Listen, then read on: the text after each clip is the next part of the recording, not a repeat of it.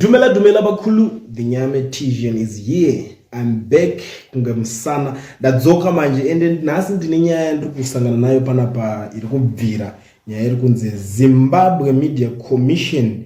The commission paid 9 motor vehicles, 3 delivered to the commission, 6 looted.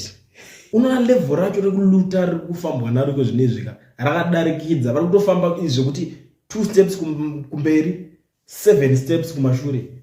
Unoyazoona kuti hatina kwatiri kuenda. Izi ndedzongobhaidzi dzachete dzora dzanyorwa dzedzezona dzangonzi kugara dzichingooneka kunzi pane maproperties, pane mota dzenhikiriri dziripo.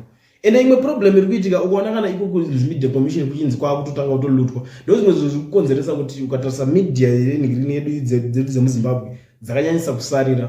Unoona munhu akatakura 25 kg rekamera reso avachazivi kuti kwatone tumakamera zvimwe tudiki kamwe kakamera kana bhatani ngekuti journalist achafanira kuenda ane zikamera rakadaro achinobvunza mubvunzo kana pane paitika zvinhu kana pasini. Anofanira kungosvika akangomira semunhu angoro ningirikeni angoro nomo semunhu angofambawo otanga kutoita conversation achibvunza nyaya.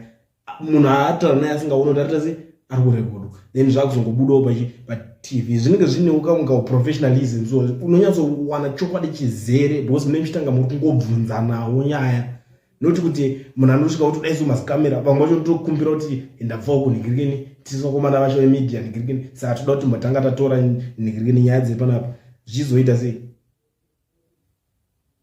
Aiwa zvimwe zvacho zvinozonyanya ende chimwe chinhu chandiri kuona manje kuti these guys kusungwa kwacho pamwe nyaya kuti vandotemba kuti havasungwe because ukatarisa even zvinhu zvacho zvinototwa pazvimanhingirikini zvacho zvakuzobudiswa kumabroadcast chinjikwa zvine zvazonhingirikina zvakadhakwa zvine zvichiitwa zvacho vanotanga vanyatsoona kuti vanhu ava vari kushandira munhu wani busy maadverts kungotanga kuti kungorumbidza makorokoto vamunangagwa matenderwa cheo sadhaki matendero. Saka munhu akadaro right imi munofunga kuti vacho vari kuluta vanosungwa sei vakadaro.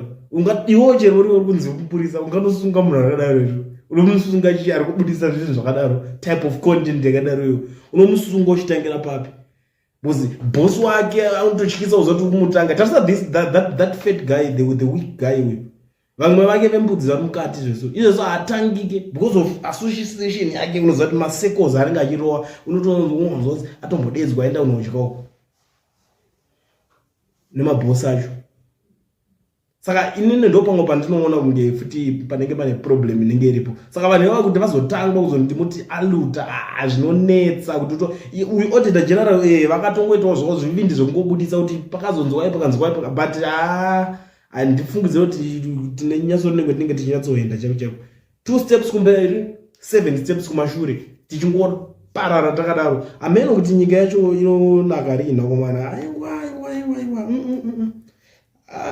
iyo mari yacho dai pakatoinvesta mune zvimwe zvinhu zvitori beta zvo because zvinobatsira chiyunzi manziwo muitawo zvinhu zvisumukire noponozosvika kawoesvika pane chimwe chikamba chandakambosvika chimwe chipolice station nenyaya idzodzi dzekushayikwa kwemota dzine chingwetike wanzi haya mota kuti nhikirikeni ndatotoperekedza munhu kana akutozonzi haya mota akutozoti chibaba ngatimboni haya mota panze apo tinoningina because ndikati inyangu haita kuri mapurisa handiti munosunga munhu wenyumega handiti munhu auya amunoripota otonzi ngaachitsvagira uchibatsira transport hatina transport pana ndo dzacho dze dzakalutwazvo unofungidzira kuti hurumende ngadzingashaya mari yekutenga mota. Anyway muri Zimbabwe ndo imwe nyaya yandiri nguva panapa ndionesane nemi ameno kuti muri kuionawo sei nyaya Zimbabwe